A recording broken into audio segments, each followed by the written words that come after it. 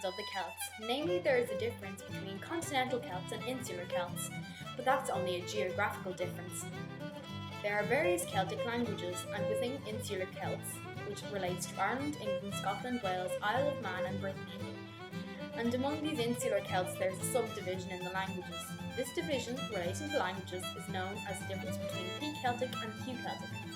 An example of P-Celtic and Q-Celtic is the word Mac in Irish, but Mab in Welsh. Where we put a Q, they put a P.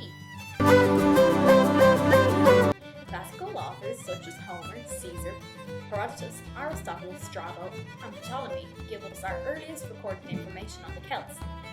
The Celts were referred to as the Celtoi, Galli, and Galtai. This is where we get the word Celt and Gaul. Some information they gave us was about the Celtic religion and Druids.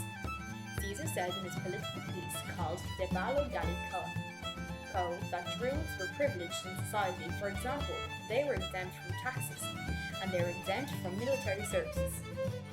Pliny wrote about the practices and beliefs of the Celtic people.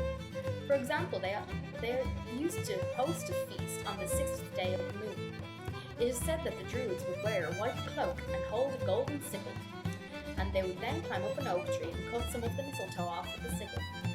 The oak tree was a very important part of the Druid religion. On this feast day, 2 white bulls were sacrificed and prayers were offered to the gods. There were 2 main medical uses for mistletoe. One was that it was used as an antidote to poison, and the second was for curing barrenness.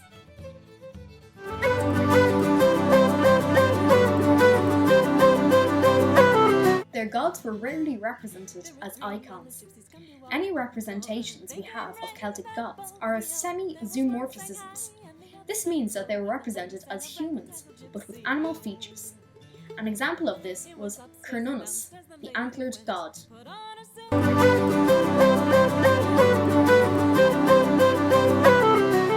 Gaulish is one of the continental Celtic languages among many others, such as Celtiberian, Hispano-Celtic, and Lepontic. The Gauls inhabited modern-day France, but with the coming of the Roman Empire under Caesar's reign, Gaulish became subdued. But even so, Gaulish still had a big influence on Latin.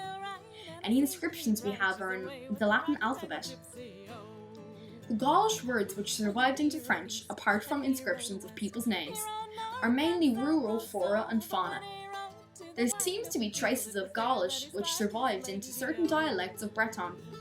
For example, there are certain theories that argue that there are distinctive features in Venete, a dialect of Breton, which indicates that it is pure Gaulish.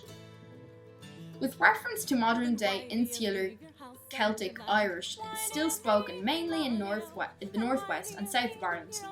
Scottish is also spoken mainly in the Highlands, and Welsh is still spoken in most of Wales, and Breton, being one of the weakest languages, is still spoken in Brittany. Manx survived until 1974 when the last speaker died. R.I.P. Cornish survived until the late 1700s and left a large body of literature. Thanks for watching this fan-dooby-dastic project.